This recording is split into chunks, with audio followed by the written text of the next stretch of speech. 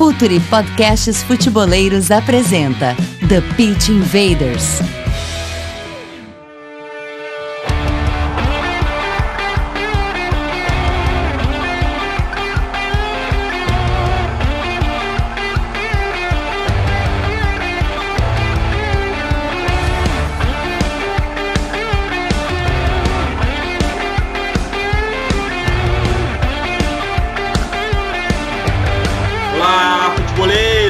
Olá, futeboleiras! Futuri Podcasts Futeboleiros apresenta The Pitch Invaders, episódio 89. Meu nome é Eduardo Dias, eu sou o host, mais dessa invasão futeboleira pelo SoundCloud, iTunes, YouTube e pelo www.futuri.com.br. Antes de tudo, muito obrigado! Já somos 10 mil invaders no Twitter. Bom, no começo a gente imaginava que o nosso propósito de não falar de polêmica, não falar de arbitragem, não apelar para piadas clubísticas, que infelizmente são os pilares do jornalismo sobre futebol atualmente no Brasil, quem sabe até no mundo, a gente imaginou que sem isso a gente não ia conseguir conectar com absolutamente ninguém. Só que um novo público de futebol está nascendo e o Futuri está crescendo junto com quem quer evoluir o debate para evoluir o jogo. Temos propósito e não abriremos mão do conceito pense o jogo. Muito obrigado mesmo, 10 mil invaders. Vamos partir para 10 mil, 20 mil, 100 mil. E o Futuri Lab é a prática do nosso conceito. Acesse penseojogo.futuri.com.br, cadastre seu e-mail e em breve receba as novidades. Já tem um curso online pronto para ser lançado nos próximos dias. A gente vai mudar o jogo juntos. Vamos conectar aqui com o primeiro invader, Gabriel Corrêa. Dali, Gabriel, que cobertura do Brasileirão que vocês fizeram. Parabéns, hein? Dali, Dinho. E antes de qualquer coisa, né, também agradecer esses 10 mil seguidores.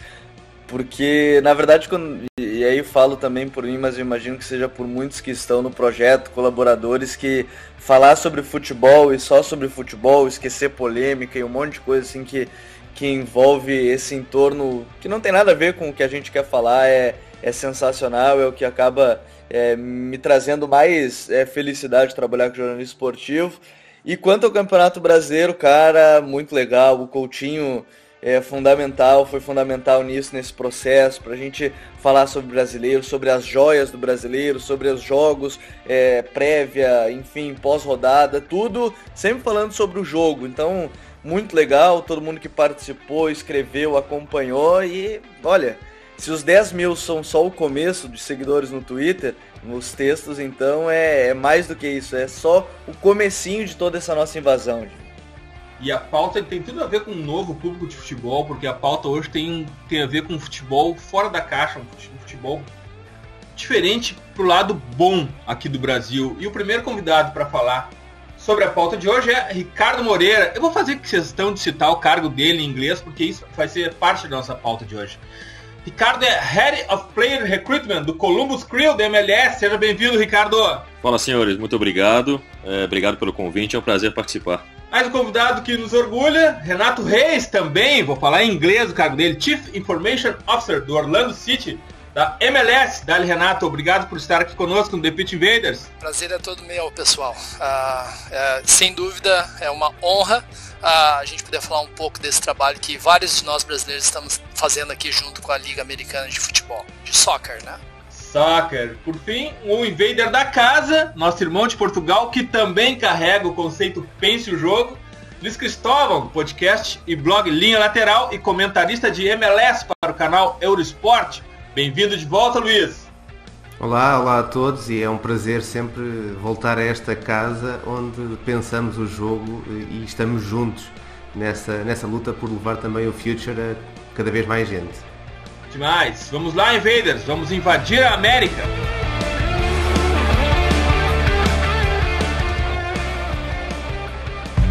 Está no ar o The Pitch Invaders, podcast semanal do projeto Futuri.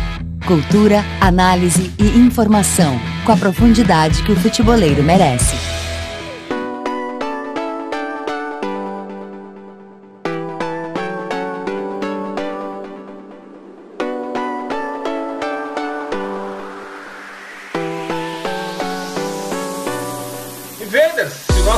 Se evoluir o debate para evoluir o jogo, a gente precisa sair da zona de conforto de colocar o foco nas mesmas ligas de sempre. E não tem um local para aprendermos mais sobre o esporte do que os Estados Unidos. A MLS tem um pensamento como negócio, como formação de atleta, talvez até como esporte mesmo, diferente do que se pratica no Brasil. Posso garantir que em muitos aspectos, bem mais evoluído do que no Brasil, que a gente ainda pensa muito de forma conservadora e tem muita dificuldade em avançar. E eu tenho certeza que o soccer, a MLS, está muito mais conectado com o nosso tempo e muito em breve vai conseguir também se conectar com esse novo fã de futebol, o fã de futebol, o Fanalytic, que gosta de analisar os números, que também é contaminado pelos outros esportes americanos que já chegaram e já tem uma história aqui no Brasil. A gente tinha uma dívida com a MLS que vai cada vez mais entrar na nossa pauta. Vamos começar aqui pelo Ricardo. Ricardo, já que a gente te apresentou como Head of Player Recruitment, que cargo é esse? A gente tem uma conexão que a gente possa fazer, uma relação com algum cargo no Brasil, dos clubes brasileiros? Eu acho que sim, Eduardo. A gente está, assim, tem algumas particularidades, né, na MLS, e eu acho que um pouco da evolução do esporte, do esporte como negócio, a MLS é bem importante nesse cenário, porque pensa o jogo e pensa fora de jogo também de uma maneira diferente, um pouco mais profissional. A gente tenta evoluir aqui. Claro que é uma liga que está evoluindo dentro de campo. A gente vê aí os recentes resultados na CONCACAF Champions, né?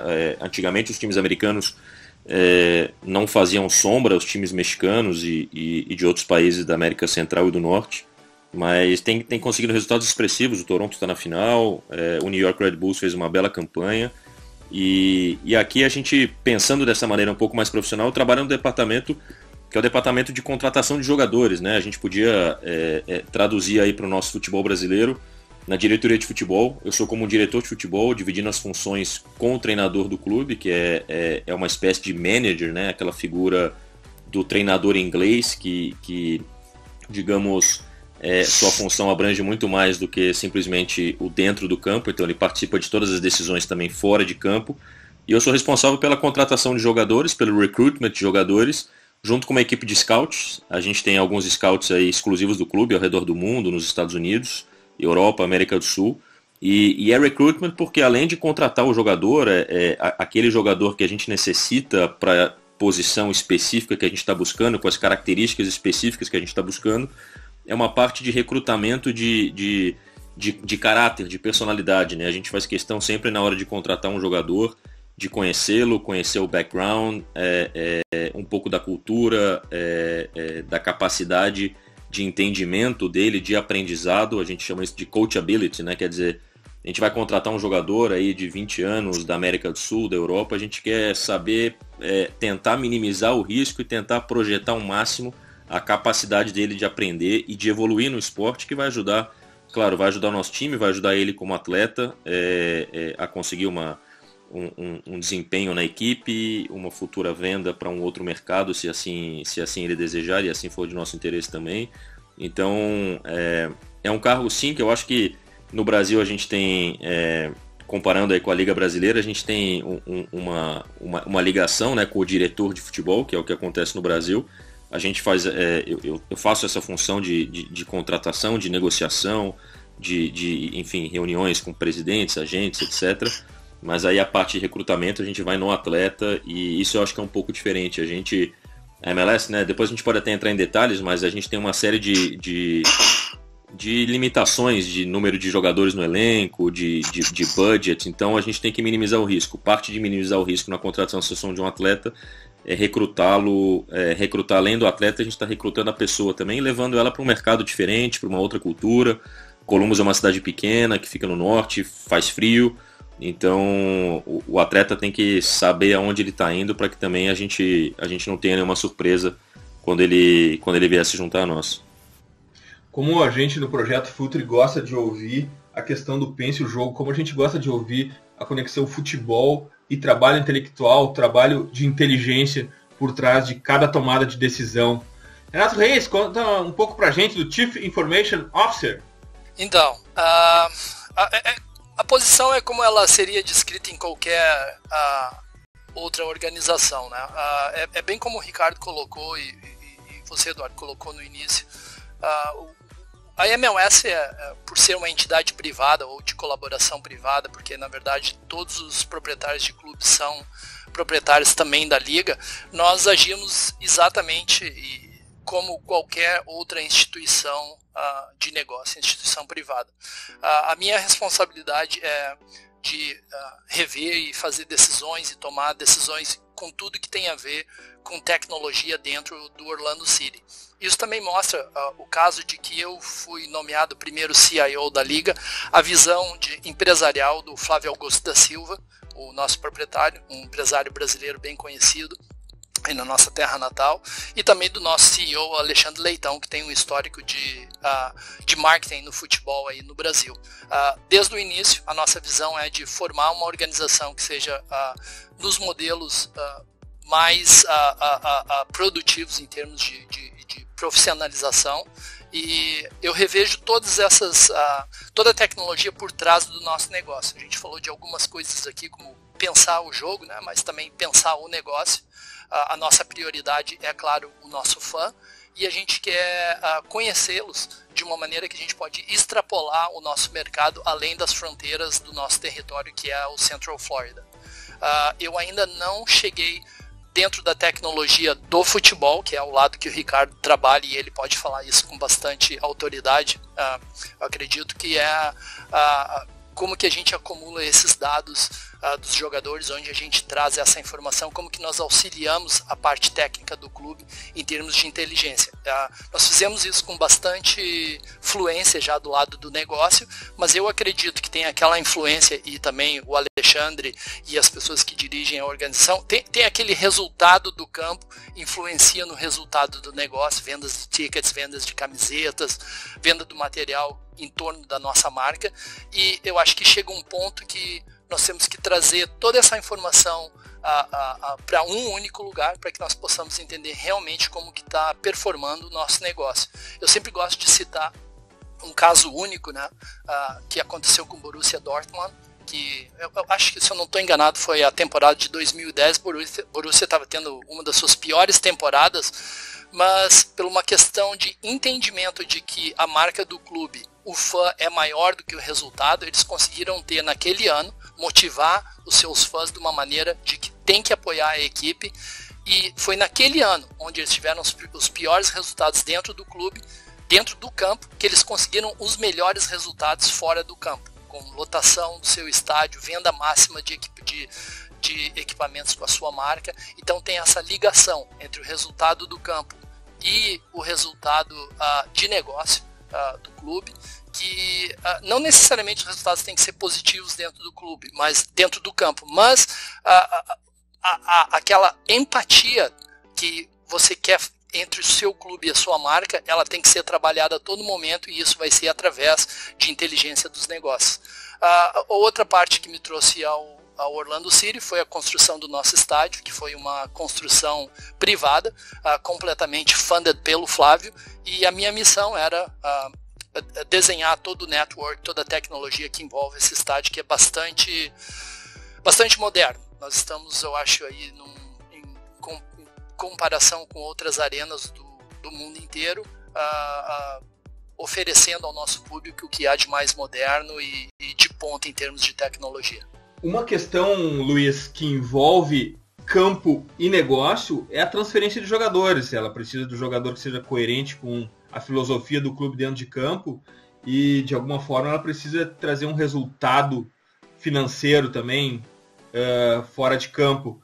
E um aspecto muito importante da MLS, que inclusive impacta na forma como as pessoas veem a MLS, é se ela já está buscando, e o Ricardo pode explicar melhor isso depois pra gente, já está buscando grandes atletas de grande talento, jovens atletas de grande talento na América do Sul, inclusive como nenhum clube brasileiro faz. Por outro lado, começa-se a estabelecer uma ponte MLS-Europa, jogadores vendidos de clubes da MLS para a Europa, e isso transforma absolutamente tudo, não é, Luiz? Sim, é verdade. Já houve no passado, ou até podemos dizer que sempre houve no passado, alguma procura dos jogadores dos Estados Unidos em conseguirem dar o salto para a Europa, e portanto tivemos vários casos de jogadores norte-americanos que jogaram na MLS, mas que de certa maneira quase que viam esse jogar na MLS como uma coisa menor e procuravam oportunidades na Europa. Alguns deles acabaram por ter quase resultados trágicos, entre aspas, como por exemplo o caso do Freddy Adu, que começou muito novo na MLS, estreou-se com 14 anos na MLS e depois veio para Portugal, para o Benfica, e fora da MLS nunca mais conseguiu ter o impacto que tinha nessa competição. Mas hoje em dia já começamos a encontrar casos diferentes, ou seja, mantém-se alguma ligação com equipas na Inglaterra, onde nos últimos anos, por exemplo, saiu o Matt Miazga dos Red Bulls para o Chelsea, que está a jogar agora no Vitesse, emprestado. O Yedlin, que saiu dos Sounders para o Tottenham e que agora, creio eu, está no Southampton. O Jack Harrison, que jogava nos New York City e foi esta temporada, portanto já este ano, 2018, para o Middlesbrough. De certa forma isto mantém uma tendência. Por outro lado, começam a chegar jogadores a um nível um pouco mais alto, neste caso à Liga Turca, é aquela para onde têm ido os jogadores de maior relevo, digamos assim, que saem da MLS para a Europa, que aconteceu com o caso do Fabián Castillo, um colombiano, que foi um dos grandes jogadores da MLS, era uma das grandes revelações do campeonato, e saiu do Dallas para a Turquia, tal como o Kyle Larin, que foi um dos melhores marcadores também na sua passagem pela MLS em Orlando, e que esta temporada também assinou pelo Besiktas. Portanto, começa a haver aqui esta ligação, ao mesmo tempo que a MLS começa também a ser uma liga que, em lugar de comprar jogadores em final de carreira na Europa, começa à procura de vir encontrar também jovens jogadores. É óbvio que nesta fase toda a gente fala do Zlatan Ibrahimovic, mas tenho falado muito sobre o caso do Zlatan Ibrahimovic porque me parece que é, de certa maneira, já um pouco uma contradição ou uma exceção daquele que é o trabalho realizado pelas equipas da MLS. Obviamente, uma estrela com esta valia do Ibrahimovic seria importante para qualquer liga, qualquer equipa do mundo gostaria de o ter. Mas o trabalho que as equipas vão fazendo na Europa, por exemplo, o ano passado, a ida do Rusnak para o Real Salt Lake, um jogador eslovaco, também jovem, internacional lá, que com muito potencial e com mercado na Europa, acabou por ir para a MLS. O caso do Pedro Santos, que está em Colombos, jogava em Portugal numa equipa de Liga Europa, um jogador que estaria muito próximo de poder ser uma hipótese para a seleção A, foi para a MLS, e agora nos próximos meses irá também o André Horta, outro jogador que também está no Braga, internacional sub-21 português, para a MLS. Ou seja, a MLS começa a adquirir jogadores de idades mais jovens na Europa e também na América do Sul, aí sim onde está, creio eu, o grande coração do scouting das equipas da MLS. E o que vamos começar a ver será a MLS como um ponto de passagem também, ou seja, eu creio que a partir daqui vamos começar a ver estes jogadores que se vão da América do Sul ou da Europa, ainda bastante jovens, passam pela MLS, ganham ali assim também algum potencial que é aumentado pela exposição que o campeonato vai tendo, e a partir daí poderão começar também a aparecer naquelas 5 ligas principais, onde eu creio que mais tarde ou mais cedo veremos uma contratação vinda da MLS. E é interessante, né, porque a gente fala toda essa evolução da MLS e a gente citou bem no início, né, sobre a equipe do Toronto estar na final da Conca Champions, e enquanto a gente grava, o jogo de ida foi 2-1 para o Chivas, mas já é um claro processo de evolução da MLS. E aí a minha pergunta é justamente para o Renato, porque o Luiz falou bem dessas prospecções, e talvez aqui na América do Sul o caso mais claro tenha sido assim do Ezequiel Barco, jogador que era do Independiente e saiu saiu justamente para a MLS. A minha pergunta é como surgiu esse interesse de fato, como começou, né, esse interesse pelo futebol sul-americano, assim, vindo muitos jogadores da Argentina, principalmente, Uruguai e talvez, quem sabe, no Brasil num certo momento. E o Luiz tocou num ponto sobre essa questão de passagem. O jogador vai para lá e depois vai para a Europa. A que ponto a MLS quer chegar? Se ela quer se tornar assim um ponto de passagem, ou ela quer que seja realmente um campeonato para que os clubes fiquem? A que ponto e o nível que fica hoje a MLS, dá para dizer assim? Bom, acho que primeiramente eu concordo plenamente com o ponto do Luiz de que a MLS vai se tornar um caminho de transição ao inverso do que quando começou, que era aquele ponto de aposentadoria. Muitos jogadores, depois de ter uma carreira de muito sucesso, virem para esse mercado, que é um mercado do ponto de vista econômico bastante organizado. O Ricardo espero vai poder falar sobre isso, que ele tem um insight das estratégias de busca de jogadores mais do que eu tenho, mas foi notado esse ano a mudança do tipo de jogador que a MLS, as organizações estão buscando. A gente, como o Orlando mesmo buscou o Josué Kollmann no Cerro Porteño, mudou a estratégia de trazer aquele jogador que já está feito, que tem nome, que traz valor para a marca, para aquele jogador que nós possamos também levar para o mercado europeu num segundo momento, né? O Atlanta está fazendo isso com muito sucesso, principalmente com a vida do Almiron aqui, né?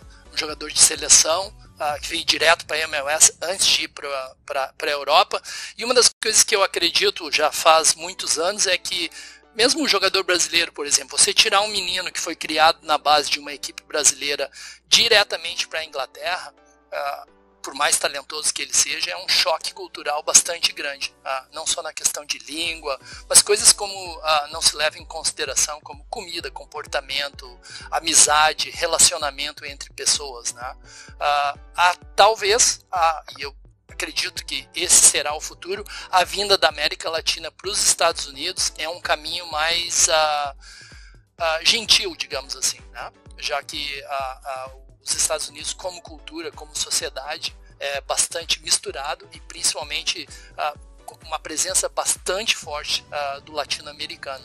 Então, nós já estamos vendo essa mudança de prioridade. Claro que o Ibrahimovic é um nome que qualquer mercado gostaria de ter. Felizmente a gente pode trazê-lo para a MLS para trazer essa visibilidade, mas nós vamos ver muito mais casos como Almiron, como Kollmann acontecendo dentro das equipes da MLS. Eu concordo muito com o Renato. Acredito que o momento que a MLS se consolidar com uma ponte para a Europa, esse mercado vai desenvolver muito ainda, porque é muito difícil para o jovem jogador brasileiro, principalmente, sair direto para a Europa. A adaptação é muito difícil, poucos conseguem se adaptar e vingar no futebol europeu. Acho que sim, a MLS e os Estados Unidos são bem mais amigáveis para fazer essa conexão, mas tem um outro lado também, Ricardo, que é a formação dos jogadores. Como é que funciona a academia do Columbus e a academia em geral dos clubes da MLS, e principalmente o aspecto da relação esporte e educação nos Estados Unidos, Ricardo? Não, antes de entrar nesse ponto, até, Dono, só para concordar aí com o Luiz e com o Renato, acho que eles foram perfeitos aí nas avaliações. Eu tô no clube tô entrando na minha 4ª temporada, e sem dúvida nenhuma nessa virada de ano aqui para 2018, houve uma mudança muito grande do tipo de jogador que a gente procura, né? A liga está crescendo, tem mais dinheiro envolvido, as equipes com mais capacidade de contratação, e ela está sendo uma liga mais atrativa exatamente não só pela qualidade do jogo, pela qualidade de vida que você vai oferecer ao jogador, mas também como uma ponte mesmo para outros clubes da Europa. A gente, em 2014, fez uma venda de 4 milhões de euros de um zagueiro para o Giancarlo Gonzalez do Columbus para o Palermo, da Itália. Claro que tem aí o fator Copa do Mundo, é um costarriquenho que foi bem na Copa do Mundo, então esse é um fator importante também, que, óbvio, ele chamou bastante atenção por estar jogando uma Copa do Mundo, mas a gente tem tido a capacidade de trazer jogadores mais jovens. Trouxemos um lateral esquerdo da seleção sub-20 argentina, o Columbus, tem o caso do Pedro Santos, como o Luiz bem citou, o Orlando tem feito esse trabalho também muito bem com jovens, o Dallas tem uma presença muito grande na América Central e na América do Sul. Eu acho que é um movimento bastante interessante, eu acho que é a tendência da liga.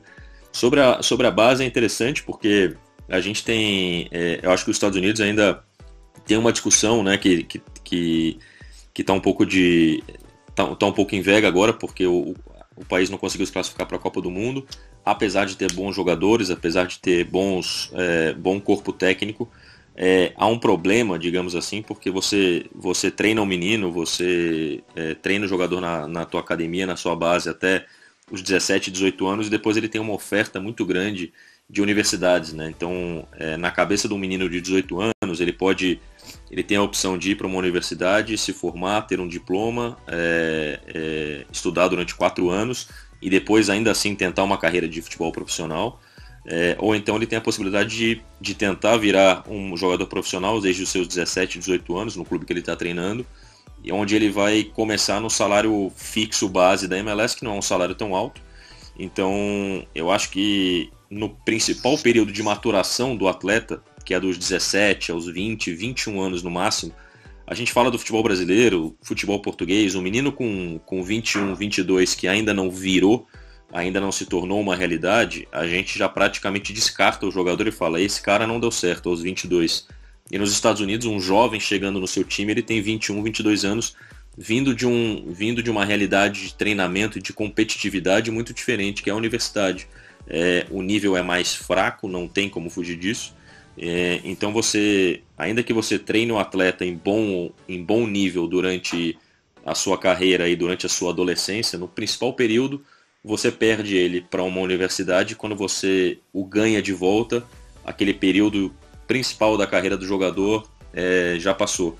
A gente tem tentado no Columbus particularmente, todas as nossas categorias de base, todos os treinadores são espanhóis. Em 2016 a gente trouxe o Nico Esteves, hoje ele é nosso assistente técnico do primeiro time, ele foi treinador do Valência da Espanha, foi assistente do Valência da Espanha durante muito tempo e treinador durante uma temporada, como diretor de metodologia das categorias de base. A gente tenta, na equipe profissional, na primeira equipe, a gente tem a filosofia da posse de bola, a filosofia do futebol total, digamos, e ele, num primeiro momento, ele foi responsável por adotar o mesmo método de treinamento do profissional nas categorias de base, e naturalmente fomos trazendo treinadores espanhóis para dar uma outra visão, uma outra cultura para nosso treinamento de base. A gente tem tido bons resultados, a gente tem meninos que já estão treinando com a gente no profissional, que já estão tendo oportunidades, mas eu acho que o principal ponto para mim é essa relação de educação e futebol. É muito importante, a gente estamos falando aqui, a maioria de nós aqui brasileiros, de um país culturalmente em educação ainda estamos totalmente defasados em relação a grandes potências e grandes países da Europa e da América do Norte, mas essa comparação com o futebol é curiosa porque pensando em futebol, pensando em resultado técnico, eu acho que no principal momento aí da carreira do jogador de afirmação, a gente acaba perdendo ele para a universidade. Renato, como dá a relação do Orlando com a academia, e também imagino que seja a grande equação no Orlando, mesmo a questão do Columbus, afinal de contas o Ricardo falou de um processo que envolve o país inteiro, que é a educação, e no momento principal, no momento da maturação, ele precisa ir para a universidade, e na universidade o nível técnico de treinamento e de preparação não é o mesmo de uma academia. Imagino que nos outros esportes americanos haja essa mesma dificuldade, essa mesma equação, ou o nível de treinamento do basquete, futebol, beisebol, universitário são mais elevados que o do futebol? Qual é essa equação, Renato? Acho que é uma questão cultural natural. São os esportes mais populares, os esportes mais americanos, né? Como o Ricardo mencionou, a saída para a universidade está diretamente relacionada à parte do negócio que as universidades geram em termos de sponsorship, já que tem que ser um esporte amador, né? Em volta do futebol americano, do basquete, mesmo do beisebol. Eu acredito, eu não sei se é uma esperança pessoal, porque eu trabalho no mercado e dou suporte para o soccer aqui nos Estados Unidos desde os anos iniciais, que o soccer vai chegar lá. é um movimento natural. Você vê aí que já é o esporte mais popular entre pessoas de até 18, 19 anos de idade, e nós estamos chamando a atenção de uma maneira natural. Infelizmente, essa não ida à Copa do Mundo afeta um pouco, mas ao mesmo tempo aguça as estratégias ou a vontade popular de que os Estados Unidos deveriam estar e se ser presente em toda a Copa do Mundo. Quanto à nossa base aqui no Orlando, nós mudamos um pouco a estratégia esse ano. Nós fechamos uma parceria com a Montverde Academy, que é uma academia aqui a 40 minutos de Orlando, que é uma escola privada, onde é uma academia de esportes, tem um foco bastante grande em desenvolvimento de intercâmbio com estudantes da África, e nós terceirizamos essa nossa formação a essa organização, e naturalmente pelo DNA do Orlando nós vamos começar a influenciar e trazer mais jogadores jovens brasileiros para fazer parte dessa academia. Então eu acredito que é um movimento natural, é um crescimento orgânico, como a liga está tendo mesmo dentro do campo, fora do campo, e hoje nós estamos aqui falando sobre essa liga que há 10 anos era uma novidade total e muitas poucas pessoas acreditavam. O crescimento, principalmente no âmbito universitário, vai ser natural. Nós vamos chegar lá e vai ser popular, assim como os 3 outros grandes esportes aqui dos Estados Unidos.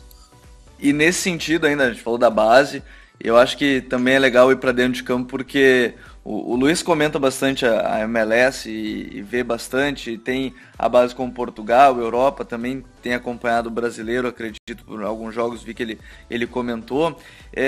O que a gente pode dizer dentro de campo assim, da MLS, Luiz? A que ponto ela já chegou? Ela já tem uma base sólida no sentido dentro de campo com times modernos, entre aspas, para dizer assim, mas são times que já vão atualizados com o que a gente tem hoje de melhor no futebol, seja na Europa, enfim. O que a gente pode falar da MLS dentro de campo com os times jogando? E eu queria complementar, Luiz, essa pergunta para te perguntar uma questão seguinte. O futebol dentro de campo, a plataforma de jogo dos times da MLS é uma plataforma inspirada na Inglaterra, uma plataforma inspirada no Brasil? O que tu enxerga? O que o campo te fala? Eu acho que nestes últimos anos temos estado um pouco num período de transição, mas até muito, muito rápida, de um modelo de jogo que nos Estados Unidos era muito inspirado pelo modelo inglês, porque historicamente a formação dos jogadores nos Estados Unidos estava entregue a muitos treinadores britânicos, e isso influenciava de certa maneira a forma de jogar das equipas norte-americanas. Também depois muito reforçada pela questão física dos atletas, ou seja, nós na Europa e na América do Sul há uma especialização muito precoce dos jogadores no futebol, que é uma modalidade que na maior parte dos casos não expõe tanto fisicamente os jogadores a grandes cargas a nível muscular. E nos Estados Unidos tínhamos imensos casos de jogadores que durante o seu período académico, fosse no high school, fosse no college, jogavam outras modalidades, e portanto havia essa carga física dos jogadores, que ainda vamos vendo alguns jogadores com essas características, jogadores que, por exemplo, jogaram futebol americano e soccer e que só mais tarde é que se decidiram jogar pelo soccer, mas que fisicamente poderiam quase estar numa ou noutra modalidade. E estamos a passar rapidamente ao nível da MLS para um quadro diferente. Eu creio que isso passa por várias questões. Por um lado, um contacto internacional dos treinadores da MLS, ou seja, temos vários técnicos na MLS, mesmo norte-americanos, que enquanto jogadores jogaram na Europa e portanto foram expostos a outro tipo de conhecimentos, a outro tipo de hábitos, a outras ideias de jogo que foram levando para o seu país. Depois também a chegada de treinadores estrangeiros que trazem diferentes influências. A chegada do Patrick Vieira, para mim, é muito importante na forma como as equipas se despertam um pouco para questões de organização defensiva. O Tata Martino, um técnico que, a nível de organização ofensiva e da forma como explora o talento dos seus jogadores, também a dar aqui assim pistas para as outras equipas, digamos assim, não digo copiarem, mas para se questionarem. E depois técnicos que já estão há alguns anos na MLS e que têm evoluído muito na sua forma de olhar o jogo. O Greg Vanney, por exemplo, em Toronto, que é neste momento uma das equipas mais fortes, é um técnico que, obviamente baseado um pouco também na qualidade dos jogadores que foi recebendo, mas um técnico que tem muito mais ideias a nível daquilo que deve ser a organização defensiva da sua equipa, o equilíbrio do meio campo, na forma de abordar, as experiências que faz com as linhas de 3 ou as linhas de 4 defensores. Um técnico como o Greg Berhalter, em Colombos, também um técnico que tem vindo a trabalhar bastante a forma como organizar a sua equipa e como pensar a evolução e a construção do jogo dentro do terreno. Uma equipa que se calhar há poucos anos atrás estava muito dependente daquilo que fazia o Fede Higuaín, que ainda se mantém na equipa, mas que hoje em dia o Fede Higuaín já é um elemento do coletivo, já não é aquele jogador que vai ter que decidir tudo sozinho. E depois, para mim, pessoalmente, um dos treinadores da MLS que mais me atrai, em termos da ideia de jogo e dessa capacidade de colocar criatividade no seu trabalho, o Jesse Marsch nos New York Red Bulls, uma equipa que tem assumido quase peles diferentes consoante os jogadores que vai tendo com o Jesse Marsch, mas a cada época tem-se notado sempre ser ele um treinador com muita vontade de inovar, muita vontade de conseguir realmente trazer mais coisas para o jogo, mais complexidade tática para o jogo. Eu diria que se tivermos que encontrar uma espécie de ponto onde um estilo de jogo da MLS se possa definir, eu creio que a questão das transições rápidas continua a ser uma das bases do jogo, ou seja, é um jogo mais corrido do que no Brasil e mesmo mais corrido do que na Europa ou do que em Portugal. Vários dos jogadores portugueses que foram para a MLS notam esse ponto, que é um jogo em que há menos paciência, menos pausas e que constantemente as equipas estão à procura de conquistar a vantagem numérica no lado contrário do terreno. Nas últimas 2 épocas têm aparecido muitas equipas a fazer pressão alta. Este ano, aliás, creio que a maioria das equipas que eu já vi já utilizaram em algum momento pressão alta no meio campo do adversário e, portanto, é uma das características que começa a aparecer no jogo como, vamos dizer, um ponto que aparece em muitas delas.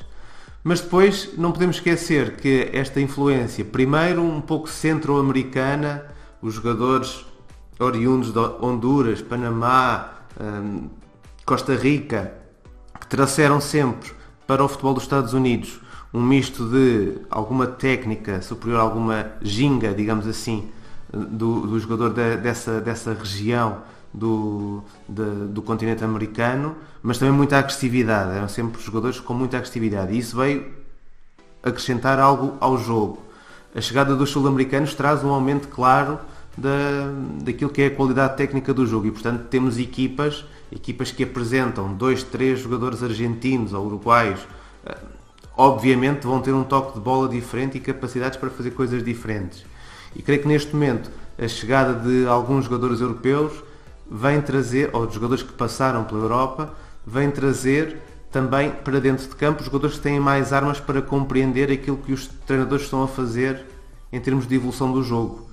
Eu hoje em dia diria que a MLS é um campeonato que está a aproximar-se bastante em termos daquilo que é a competitividade interna dos campeonatos de segunda linha a nível mundial, e quando eu falo de campeonatos de segunda linha, falo, por exemplo, de um campeonato português, que tem 3 equipas, 4 que estão muito distantes da MLS, se calhar em termos de qualidade, mas todas as outras já poderia imaginar aqui assim um certo equilíbrio, e por aí isso também vai, de certa maneira, vai nos ajudando a reposicionar um bocadinho o futebol que se joga na MLS em comparação com os outros. Um dos pontos que eu diria que ainda será um ponto negativo na MLS é o número de relevados sintéticos e na forma como isso afeta ainda alguns tipos de jogo que eu creio que se caminharmos para uma MLS 100% relva natural, poderá também ser rapidamente ultrapassada. O piso do jogo é um fator muito importante. Ricardo, como o Columbus pensa o jogo? Qual é o playbook do Columbus e da MLS em geral? Nos dá um apanhado da plataforma tática usada na MLS e o que vocês pensam, o que o Columbus pensa disso? Acho que o Luiz foi perfeito, é um jogo ainda de bastante transição. A liga tem evoluído, né? Os times têm evoluído, tem feito pressão alta, tem cuidado melhor da bola, vamos dizer assim, melhorado o primeiro toque, vamos dizer assim, o first touch, porque é algo importante quando você está sofrendo uma pressão alta.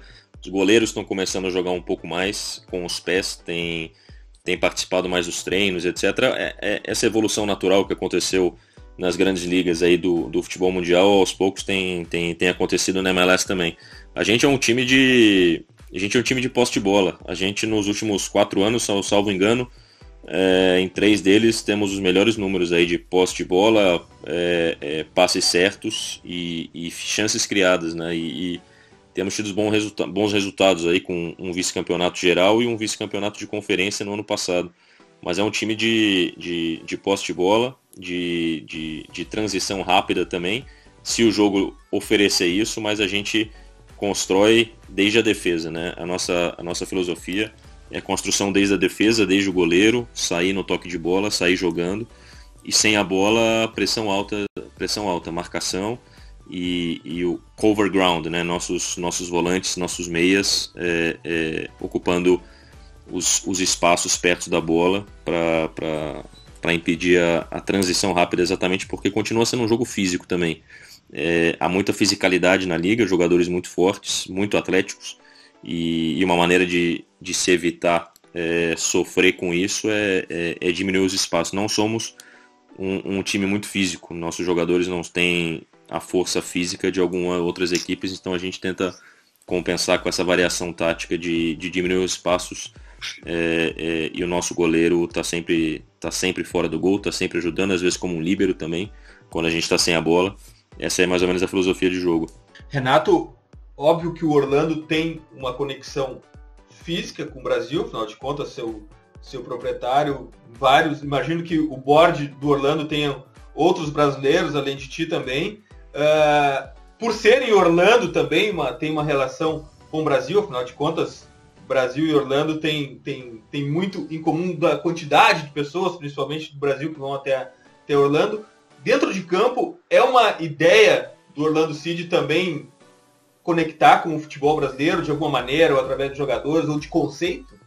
Sem dúvida. Eu acho que vai ser um processo natural, né? E nós somos uma organização jovem, 3 anos na MLS, então nós estamos ainda à procura desse modelo de jogo. Nós tivemos um segundo técnico em 3 anos, né, de MLS, então é natural que nós ainda estejamos à procura não só do modelo de jogo dentro de campo, que nessa temporada já está se parecendo bastante sólido, mas também com essas parcerias fora do campo, ou até mesmo as parcerias de onde nós vamos buscar os nossos jogadores. Eu acredito que naturalmente vai se focar no Brasil pela questão das conexões e que nós temos aqui, todo o pessoal do corpo executivo com o Brasil. Vai ser um processo natural. Como o Luiz mencionou antes, e Ricardo também, essa globalização do futebol vai naturalmente levar o nível da MLS. Você veja, hoje nós temos aí 181 estrangeiros jogando na MLS. É um número bastante grande, pessoas de todos os 4 cantos do mundo. E eu espero que o Orlando se aproxime do Brasil a cada vez mais. E um assunto que nós tocamos anteriormente também quanto à base, eu espero que as equipes de transição no Brasil vejam a MLS como uma oportunidade de dar mais tempo de jogo a uma liga bastante organizada e bastante competitiva. Como o Ricardo acabou de mencionar, o jogo aqui nos Estados Unidos é bastante rápido. Então acho que tem bastante a oferecer à formação desses jogadores brasileiros. Espero que o Orlando, o Columbus e outras equipes possam vir a ser a casa desses jogadores e a oportunidade para esses jogadores de transição do Brasil. Algo que eu acho que a gente acaba se perguntando sempre e vendo, e nessa formação acho que dá para vocês falarem um pouco mais. Eu imagino que seja pela cultura do americano com o esporte, mas a gente vê estádios da maneira como estão, sempre lotados. A Mercedes-Benz Arena, se não me engano o nome, agora maior lotação e tudo mais. Por que nos Estados Unidos a gente vê esse crescimento também exponencial, vendo também a ponto de vista das arquibancadas, diferente do que a gente acaba vendo aqui, são valores, cultura mesmo do americano. Por que a gente vê isso? Eduardo, eu vou começar a resposta só complementando o que o Renato falou muito bem. A gente trouxe um menino do São Paulo em 2017, o Arthur, que teve algumas oportunidades no profissional do São Paulo. E depois de um ano jogando conosco, nós exercemos a opção de compra que havia no contrato. E há 2 semanas atrás o scout do São Paulo estava assistindo o jogo do Columbus e me mandou uma mensagem dizendo da evolução do atleta. Falou, nossa, eu não esperava que ele evoluísse tanto aí nos Estados Unidos como a gente está vendo agora. O jogador que está no Columbus hoje é totalmente diferente daquele que estava no São Paulo. Então é um menino que tinha potencial, a gente enxergou e acho que isso vai acontecer. Tem acontecido com vários clubes, né? Óbvio que eu estou dando um exemplo do Columbus porque está na minha realidade, mas os treinadores e as comissões técnicas evoluíram tanto e são tão boas nos Estados Unidos que os clubes têm a capacidade de trazer esses jovens e melhorá-los a ponto de melhorar a liga e também vendê-los no futuro. Sobre a arquibancada, o Renato também de novo falou do estádio do Orlando. Em Columbus a gente tem um estádio de 1999, é o primeiro estádio específico para futebol nos Estados Unidos e já é considerado um estádio antigo. Eu digo isso porque o tratamento que o torcedor recebe. Você vai no estádio do Orlando, tive aí algumas vezes recentemente, é fácil de você entrar, é fácil de você chegar, é um estádio absolutamente funcional. O Renato pode falar melhor do que eu, mas você tem áreas, o torcedor é muito bem tratado, mesmo na área ali do Orlando, que até é um elogio que eu faço à torcida do Orlando, que aí já vem um pouco, acho que da influência latina, atrás do gol, uma torcida que canta o jogo inteiro, que enche a paciência do adversário no bom sentido, mas o tratamento que é dado ao torcedor, tudo que ele pode comprar, comer, consumir dentro do estádio, faz do jogo um evento, que você leva a família, que você passa seu sábado, seu domingo. Isso ajuda a encher o estádio. Aí não é nem só uma questão de preço, não, é como você trata o torcedor, né? Diferente do que você trata no Brasil. Você vê o Flamengo dando um treino para 50 mil pessoas, porque foi barato para entrar, foi alimento, mas na hora do jogo, de um campeonato, não tem tanto atrativo para o torcedor e para o Maracanã, porque é caro, tem problemas de insegurança, de transporte, e não tem tantos atrativos a não ser o próprio jogo, que é óbvio que é um grande atrativo, mas na hora que você vai levar sua família, que você vai passar um fim de semana, vai passar um sábado, um domingo, você coloca as coisas na balança e você acaba não indo. Mas acho que o Renato pode falar melhor desse tratamento aí do estádio, porque é um estádio novo e super de sucesso. Obrigado, Ricardo. Mas eu acho que é uma mentalidade, uma cultura em geral na MLS e nos esportes dos Estados Unidos. No nosso primeiro roda de comentários, e essa é a grande diferença, o futebol, o soccer aqui nos Estados Unidos é um negócio como qualquer outro negócio. Então, o fã é visto como nosso cliente e a gente tem que deixar esse cliente contente, a experiência tem que ser a melhor possível e a tolerância é zero para bagunça. Absolutamente não existe espaço para que nós temos revisões logo após cada jogo, reuniões de staff, a gente vai ponto a ponto, o que deu certo, o que deu errado, a melhora a melhora é constante. E a melhora sempre independente do que está acontecendo no campo. Claro que as vitórias, as taças fazem com que o nosso negócio tenha melhores resultados, que a nossa marca seja melhor vista, mas a experiência é fundamental, é visto como qualquer outro negócio. Luiz? Eu queria só fazer, antes de terminarmos também, queria só fazer aqui uma pergunta a cada um dos nossos outros convidados, aproveitando também aqui a oportunidade de estar a conversar com quem trabalha dentro da MLS. Para o Ricardo, era uma pergunta sobre Columbus, e que tem a particularidade de ter feito uma aposta grande num mercado de jogadores também africano. Tem 3 ganeses no plantel. Queria perguntar-lhe como é que surgiu essa oportunidade e se definiram também o mercado africano como uma prioridade, que até já outras equipas também já foram à procura de jogadores nesse mercado. E para o Renato, queria perguntar-lhe sobre o que entendimento é que o Orlando City tem acerca de como é que a MLS e a sua própria equipa estão a chegar a nível internacional. Se têm muitas abordagens de adeptos, de comunicação social de outros países, e se percebem que isso está a crescer ao longo destes 3 anos de existência na Liga. Luiz, são 5 ganeses hoje em dia, coincidentemente, porque são 3 que vieram de outros clubes e 2 ganeses que nós promovemos, que trouxemos no draft. Foi aí uma coincidência. Que são o Lalas Abubakar e o Ed, que recém chegou à equipa. Mas temos o Mohamed Abu, o Jonathan Mensah e o Harrison Afful. Eu acho que Gana teve resultados expressivos, né, nas últimas Copas do Mundo. Não se classificou para essa, mas nas últimas Copas do Mundo teve resultados expressivos e são jogadores muito físicos. E aí quando você olha para o futebol africano, eu acho que é o país que melhor joga futebol na África de maneira tática também. Então é mais fácil a transição do atleta com esse background de Gana para um jogo mais tático, mais posicional também. É mais fácil o entendimento deles. Confesso que foi coincidência. Temos jogadores de Gana. Não é um mercado que a gente olha com olhos, particularmente com outros olhos. A gente tem olhado o mundo inteiro, para ser honesto, avaliando jogadores do mundo inteiro, de todos os países, todos os continentes. Parte do meu trabalho, quando comecei no clube há 3 anos atrás, nessa área específica, foi mapear todas as ligas de nosso interesse para que a gente tenha o mínimo conhecimento de cada jogador, de cada clube, de cada liga, e um conhecimento também do nível técnico que é aplicado na liga. Ou seja, vamos conhecer a Liga da Colômbia.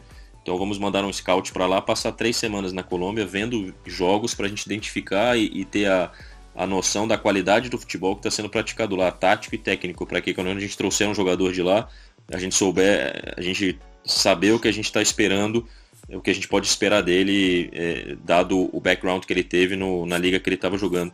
Foi coincidência, Gana. Eu, particularmente, por exemplo, eu gostaria de ter um jogador japonês no clube, pelo nível de futebol que é jogado na J-League, pela característica do jogador japonês, como ele joga na J-League. Então, a gente olha para todos os mercados, inclusive o Japão, que eu estou te dizendo, porque é uma liga também que se paga muito bem, então é difícil trazer um jogador de lá, porque além das diferenças óbvias culturais, não é fácil, mas a gente tem olhado o mercado inteiro. Gana é uma coincidência, temos muitos argentinos, coincidência também, é só oportunidade de mercado mesmo. Renato. Bom, acho que a minha pergunta é sobre a internacionalização da marca, né? Sem dúvida, é um desejo do Orlando City de se tornar talvez a marca de soccer mais popular no mundo inteiro, marca americana, né? Digamos assim, além do território americano. Já somos, por uma questão natural, nós já falamos do nosso proprietário, do nosso CEO, temos vários executivos brasileiros bastante populares no Brasil, temos aí a transmissão pelo Sport TV, temos mais de 600 seguidores no Facebook brasileiro, e nós temos realmente é um desejo de nos tornarmos conhecidos além das fronteiras dos Estados Unidos. Coisas como, por exemplo, nós iniciamos o nosso programa de sócio-torcedor, como é chamado aí no Brasil, se chama Lion Nation, e a missão é justamente levar essa mensagem, levar o behind the scenes para o nosso fã, além aqui da nossa região de Central Florida. E tem também, eu acho que um movimento natural que vai acontecer nos próximos anos, que é a mudança de como o futebol e o esporte em geral está sendo transmitido. Nós já estamos vendo aí o streaming bastante popular via Twitter, via Facebook, via YouTube TV, sendo que o YouTube TV ainda é só nos Estados Unidos, mas eu acredito que no futuro os clubes vão ser proprietários desse direito de stream dos seus próprios jogos. E isso vai levar o futebol, não só aqui dos Estados Unidos, mas no mundo inteiro, para um mercado muito mais estratosférico do que nós temos hoje. Hoje ainda é dominado pelos networks que compram os direitos. No futuro o clube vai simplesmente postar o seu jogo e vai poder ser visto aonde seja lá que for que o fã que deseja ver o jogo do seu clube favorito possa estar. Nós tivemos uma experiência com o nosso time B. O ano passado nós streaming através do nosso app um jogo do Orlando City B. Eu não me lembro bem qual era o adversário, mas a surpresa não foi o volume de pessoas assistindo essa partida, mas da onde essas pessoas estavam. Nós tivemos pessoas assistindo o jogo da China, da Polônia, da Rússia, Austrália, Inglaterra, Brasil, e isso é simplesmente fantástico de saber que sem muita publicidade, sem colocar a palavra lá fora de que esse evento vai acontecer, você só coloca o jogo no streaming e você vai poder ter esse acesso, reach out, né, para essas pessoas de lugares que você nem imagina que tem pessoas aí dando suporte à sua marca. Então, acredito que a internacionalização é natural, a globalização no futebol está em praticamente todos os territórios e nós temos a ambição de ocupar o nosso espaço. Eu acho que o mercado existe. E o Futuri tem a ambição de fazer a MLS ser mais e mais conhecida. A gente quer aprender muito com a MLS. Hoje é só a fagulha que vai gerar essa combustão no projeto Futuri. Vai ter muita MLS ainda por aqui, porque a gente tem muito a aprender no maior mercado esportivo do mundo e a gente nunca encerra a discussão. A gente sempre começa o debate e hoje foi a entrada da MLS no projeto Futuri aqui pelo The Pitch Invaders, porque a conversa está fantástica, mas é hora das dicas futeboleiras. The Pitch Invaders apresenta Dicas Futeboleiras.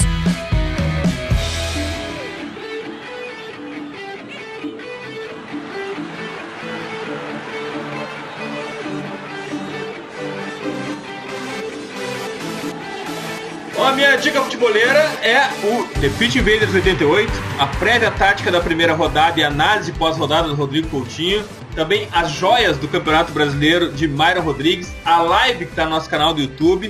O Projeto Futuri fez uma cobertura com volume e qualidade, uma cobertura 360 da primeira rodada, análise profunda naquele conceito pense o jogo de todos os times, de todas as partidas. Acessem o www.futuri.com.br e fiquem com a primeira rodada e análise profunda de todos os times. Gabriel, tua dica futeboleira?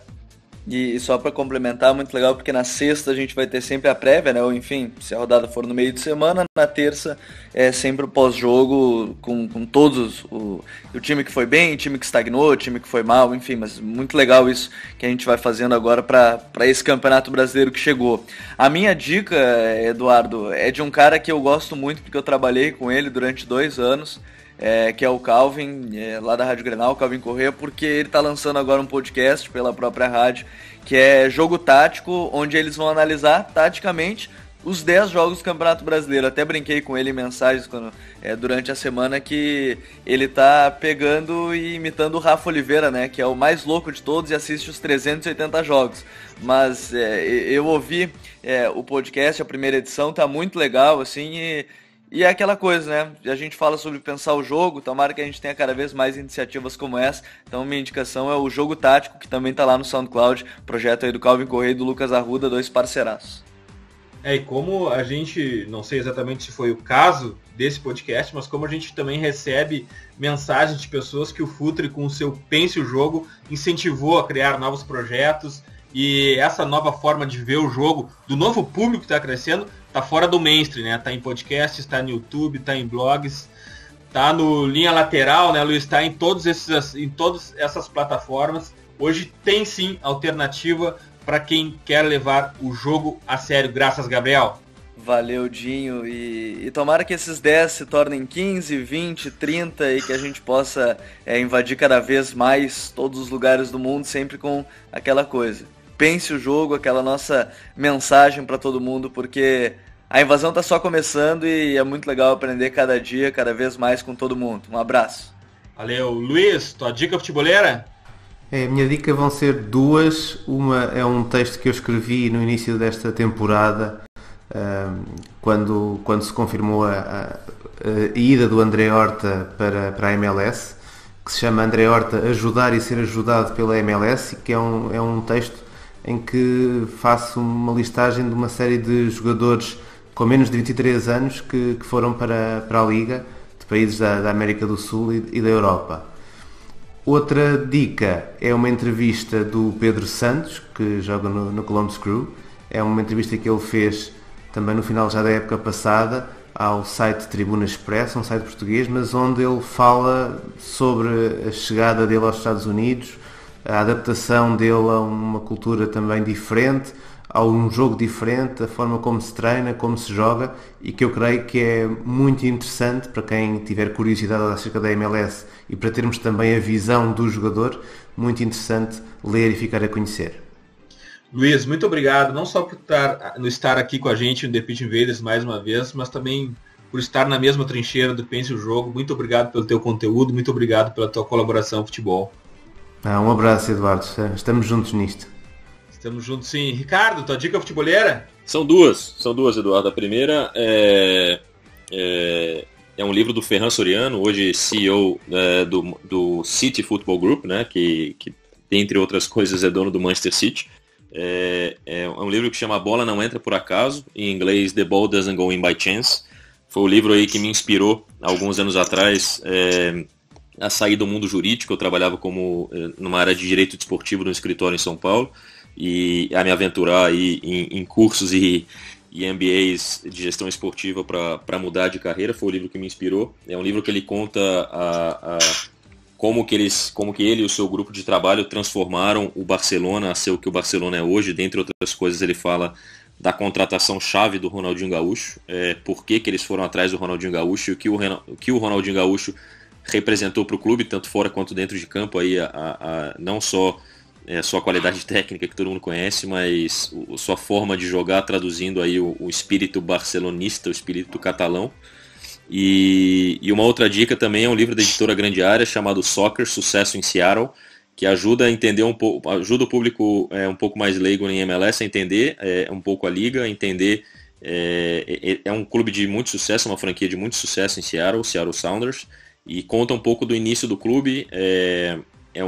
Era uma cidade que estava órfã de um outro time, já tem time na NFL, mas houve a saída do Seattle Supersonics da NBA, que foi para Oklahoma, e um povo aí se juntou para montar um time de soccer. É bem bacana esse livro também. Eu acho esse livro, Ricardo, um dos mais instigantes de toda a biblioteca dos nossos parceiros da Grande Área, porque é impressionante a forma como eles narram a criação do Seattle Sounders e do nascimento do futebol em Seattle. Ricardo, muito obrigado por estar aqui no The Pitch Invaders. O Projeto Futuro está aberto ao Columbus Crew, ao MLS. Muito obrigado por pensar o jogo. Volte sempre. Obrigado, estou à disposição. Parabéns a vocês aí pela iniciativa. Precisando aí de qualquer coisa, contem comigo. Um grande abraço. Obrigado. Renato, tua dica futeboleira? Então, vou dar duas dicas. A primeira é um livro que conta aí a jornada da MLS desde o início dos anos 90 e principalmente quanto a Copa de 1994, que nos traz a nós brasileiros boas lembranças, foi importante para tornar esse país aqui um país do futebol. O livro é o Star Spangled Soccer, STASPANGLED Soccer, e é do autor Gary Hopkins. É sensacional, conta em bastante detalhe que tudo que nós estamos falando, que nós falamos nesse podcast, foi planejado e está seguindo aí um roadmap bastante detalhado desde o início dos anos 90.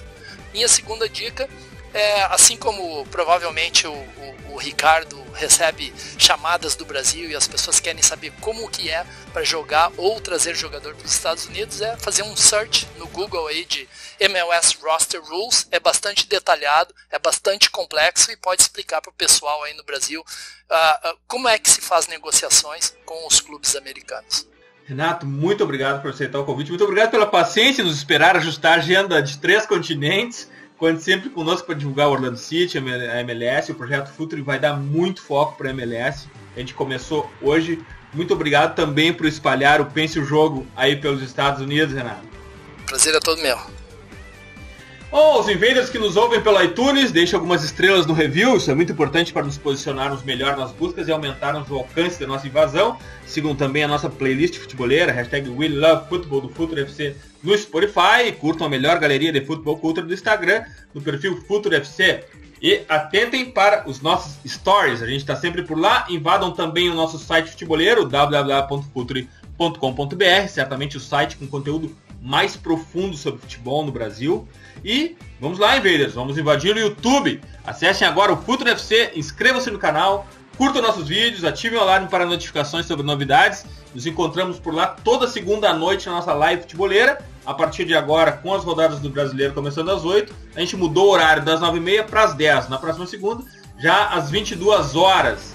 Futeboleiras, futeboleiros, nós somos o Projeto Futuri e temos um convite para vocês. Pense o jogo. Abraço e até a próxima invasão da Pitch Invaders.